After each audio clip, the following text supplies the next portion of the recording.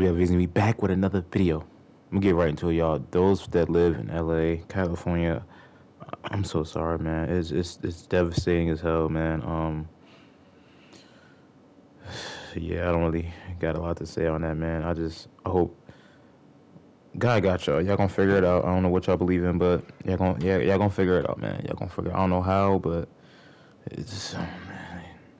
What's the date today? 11 days in, and we already got a whole bunch of shit going on in this goddamn, I said state, country. I live in Georgia. It was snowing in Atlanta. What the fuck? Not even snowing, 7 inches. It's insane. I don't know what's going on. Got another Jasmine Crockett slash wildfire discussion video. It's not only her, it's like 6 people, 5 to 6 people in this video, I think. But let's get right to it. Let's go. And we need to have a program in California to make sure we don't have enough white men as firefighters. So we have DEI, we have budget cuts, and yet I'm wondering now, if your house was burning down, how much do you care what color the firefighters are? You can respond, and then we'll... Listen, I am so tired. You know what? There was an article that just came out that said that actually the most educated demographic in this country right now is black women. So let me be clear. Because you are a woman, or because I know that some of the right has been sharing these photos of the fact that I believe that the fire chief may be a woman or something, that has nothing to do with it. We are looking at qualifications. What diversity, equity, and inclusion has always been about is saying, you know what? Open this up. Don't just look at the white men. Open it up and recognize that other people can be qualified. And the fact that we want to, at a time when people are dying, decide that a country of immigrants is failing or people are dying because the same very people that built this country, because the last time I checked, y'all didn't say that anything was wrong with the White House, and I can promise you it was my ancestors that built the White House. So listen, if we have been good enough to build this country, we are good enough to serve and die overseas, we are good enough to serve in other ways. And the fact that people actually decide that they want to engage in public service, whether it's sitting in Congress or whether it's serving on the fire department or the police department, should not be an issue. The fact is, stop trying to act as if only white men are the ones that are capable. Because right now, you're sitting at a table with 3 very capable black women. Oh my God! I'm just simply saying that as a matter of public policy, the main interest in the fire department lately has been in DEI programming and budget cuts, and now we have this massive fire. Are we really? But Scott, are we really blaming the fire department? The people in the LA fire department. No, I'm blaming the Democrats who run the state. No. But the fire department right now, they are dealing with a historic fire. Okay, and they have terrible leadership. That is caused by climate. By the fact that it is extremely dry in the state of California, and they are fighting it in tropical force winds in that state. So how is it anything to do with DEI? How is it anything to do with the fire department at all? They are doing their very best as far as I know. The fire department is not doing a good job. No. What, is it the water that's the problem? It's the fire department is the problem? Is it a $17 million budget cut to an $800 million budget? I don't think that those are the issues that... Y'all let me know. The problem is, what's up with these insurance policies, these insurance companies? All the insurance companies done left Cali. They cut off all the insurance. Or what did they do? They did something months back before this even happened. It was fucking insane. But yeah, I don't know what's going on, man. It's unbelievable.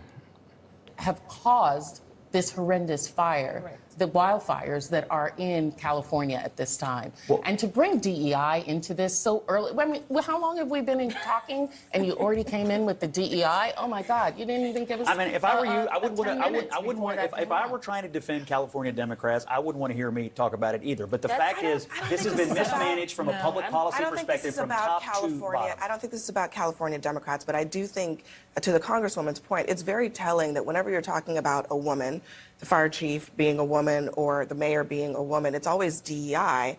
Why does DEI not ever come into play when you're talking about a white man? No. Let's be clear, though. It's not.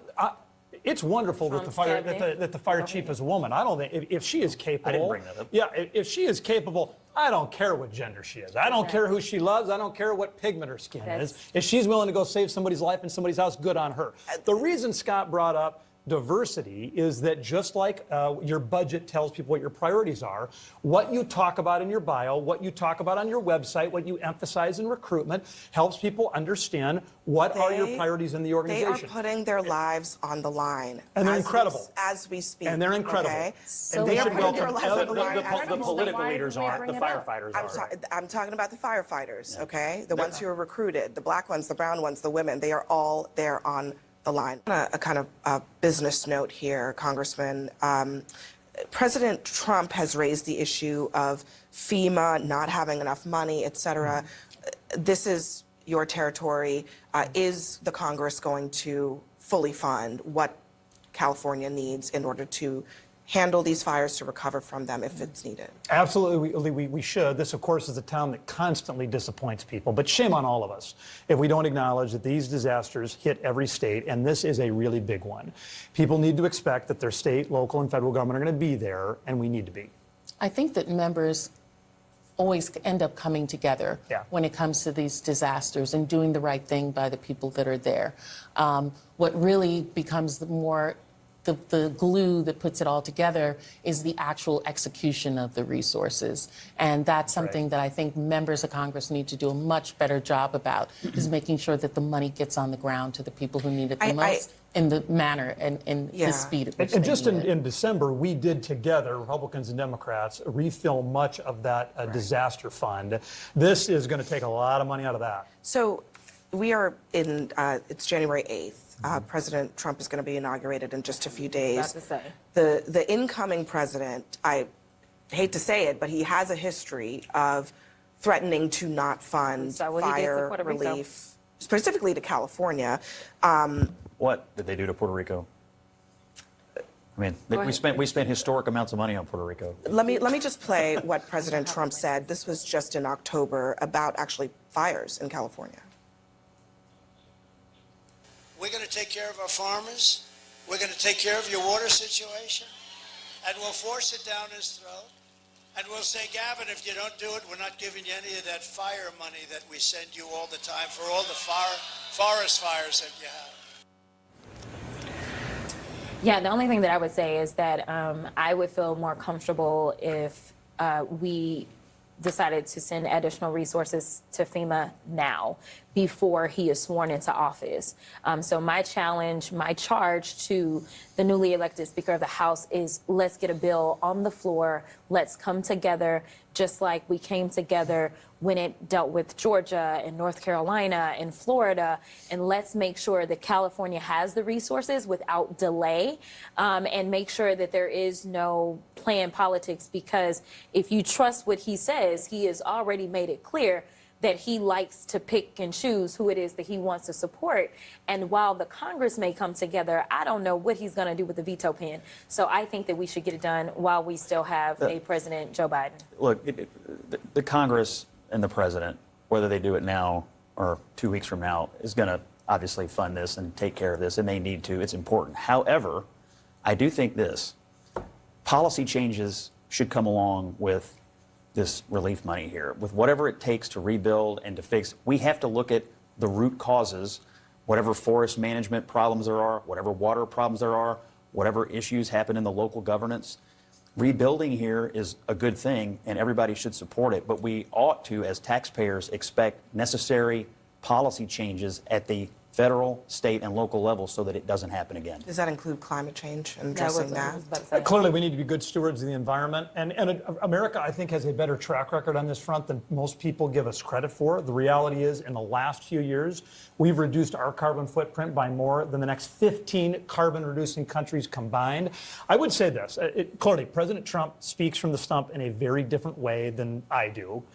It said that you campaign in poetry and you govern in prose. We actually know how this guy's going to govern. He was president for 4 years. He didn't cut off funding. He didn't look at people whose homes were burned down and say, forget about it. You had a Biden sign in your yard, so we're just going to pass on by your home. Those things did happen in the last administration, probably in a narrow way.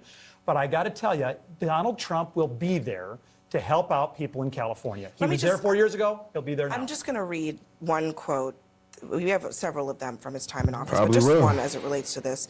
This is Kevin Carroll, a former Homeland Security official, told the New York Times and Politico and The Guardian, Trump absolutely didn't want to give aid to California or Puerto Rico purely for partisan politics. I hear what you're saying about the hurricanes, what happened in North Carolina and Florida.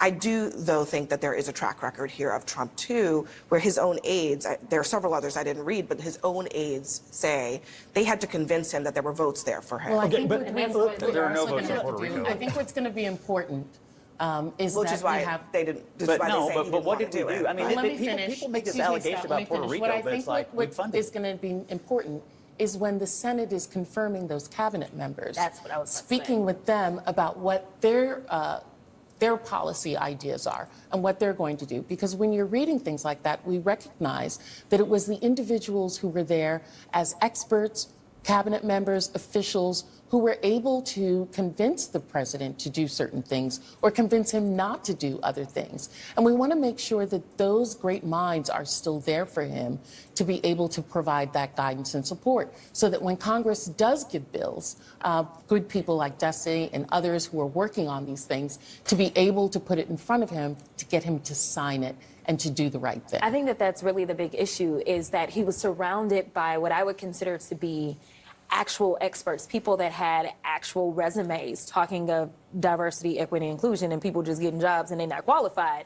I mean, when you look at the people that he has decided to nominate for these posts, we're talking about people that have never served a day in a lot of these various agencies that he's now like, oh, you should go ahead and head this agency. He has specifically decided that loyalist is who he wants around him.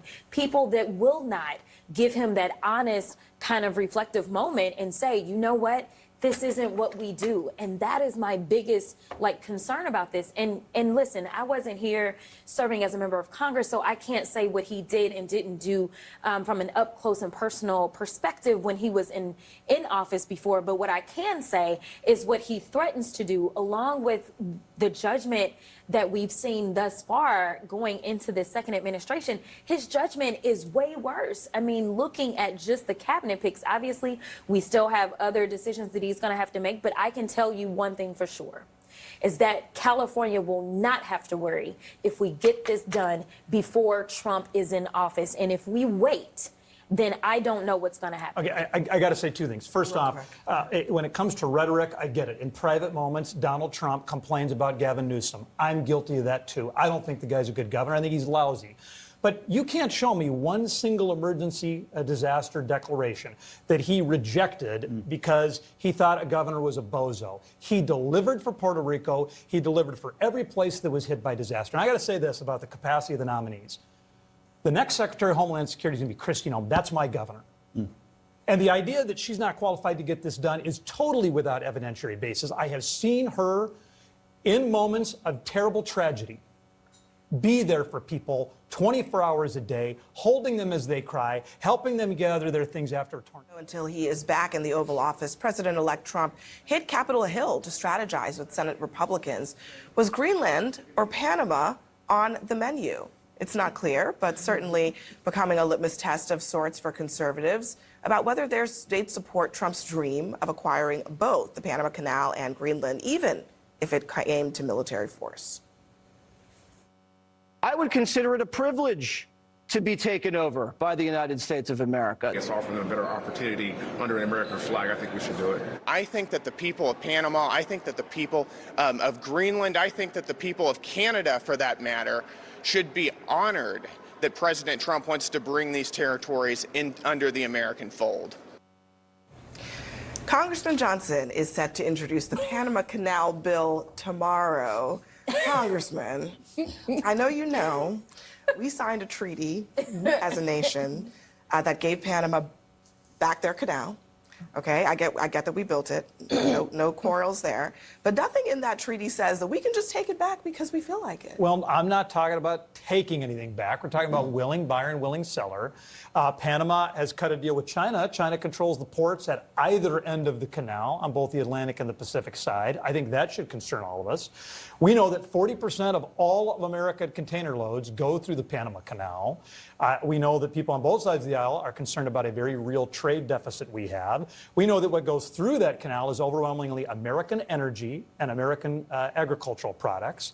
And so why wouldn't we give our chief executive the authority, the flexibility to go talk to the Panamanian government to see whether or not there's a deal to be had? He wants to go and take it by force. That's what he said. Well, to be clear, my bill does not authorize an invasion. I want to make it clear. But Dusty, you use the term controlled by. Yeah. It's managed by.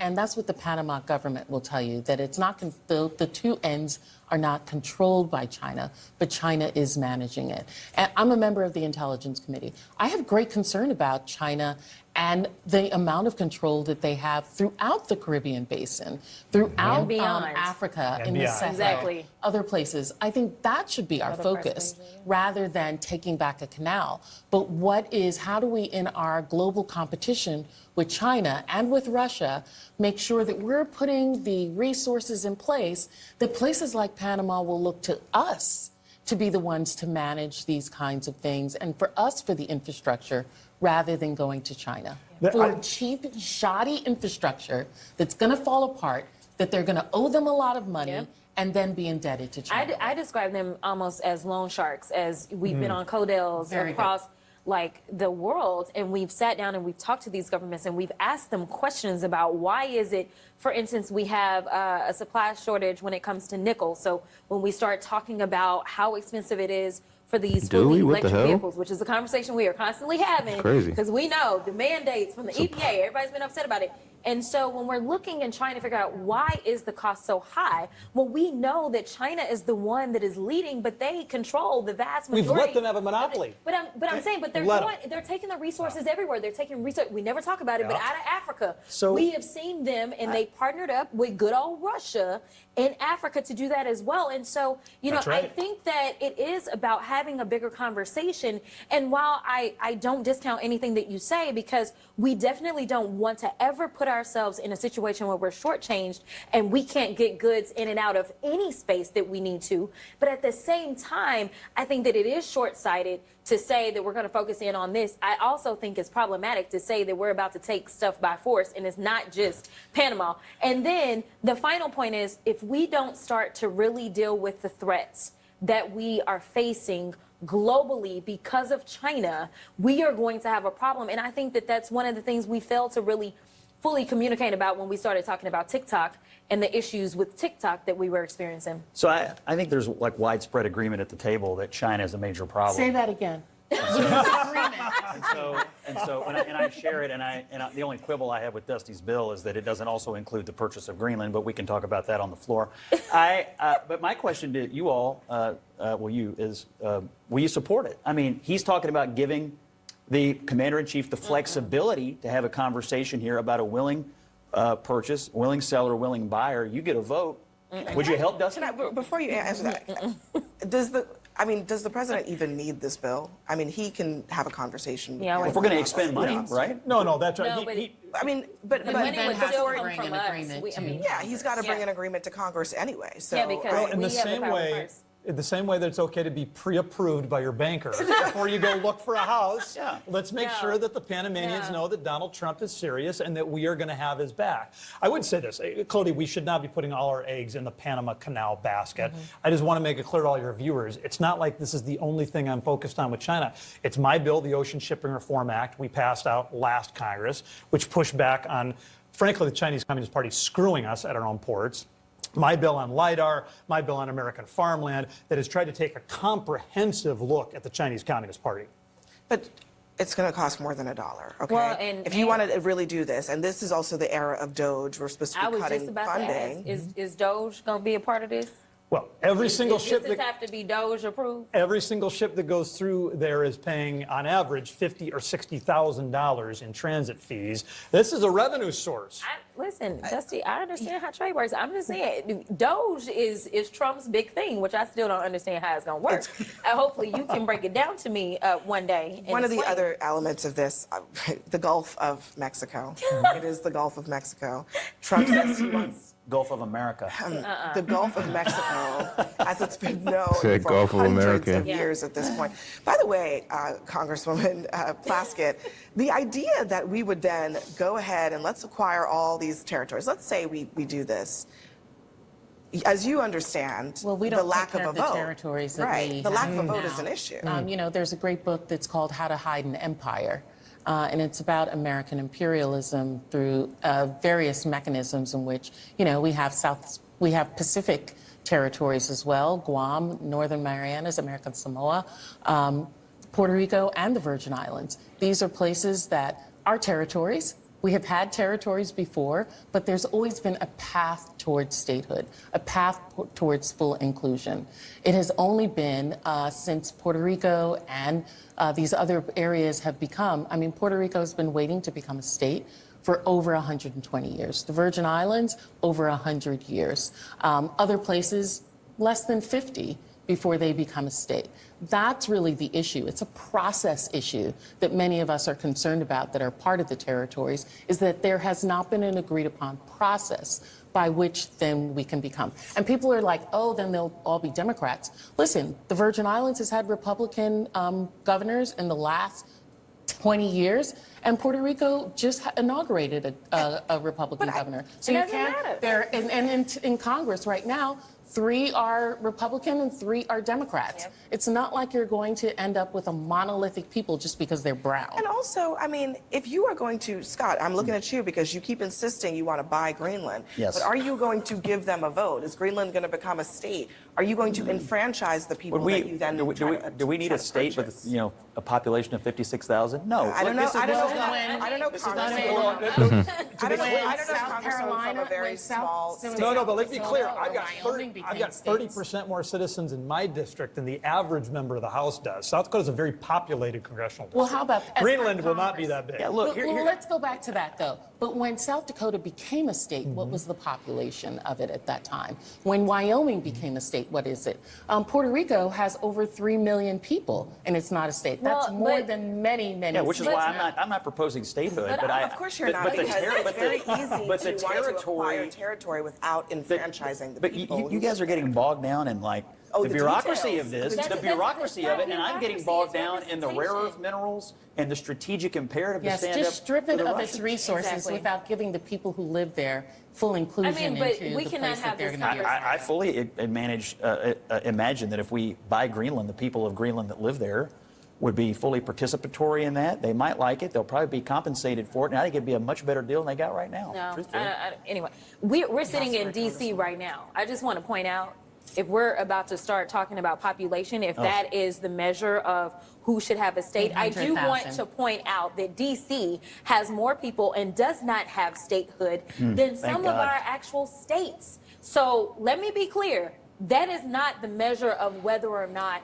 you get statehood. But what is very frustrating for people such as Stacey, and she is a wonderful representative, but she is limited in what she can do when you literally say, you don't have a voice, and I appreciate what you did on the House floor. Well, I always have a voice. Well, yes, I may not have a vote. Yes, she may not have a vote, but she certainly has a voice. And you all have a voice at this table. Thank you very much, everyone, for joining us tonight. Well, there y'all have it. There y'all have it. That was a nice little video. More of the story is, man, Cali is insane right now. Like I said, for those that live over there, man, I'm sorry, man. It's gonna get better. I know that for sure it's gonna get better. F that, it's gonna get better. I'm gonna put that out there right now. It's gonna get better, y'all. Yeah, y'all. Well, as the whole time I was editing on my phone, I was trying to edit the thumbnail for this video. So if y'all see me on my phone, don't be mad at me. Yeah, I'm not gonna waste no time. I gotta post this video. So I'm gonna get up out of here, y'all. Another day, man. Another fight. I love y'all. Make sure y'all like, comment, subscribe, sub to the channel. Peace and love, baby. We out.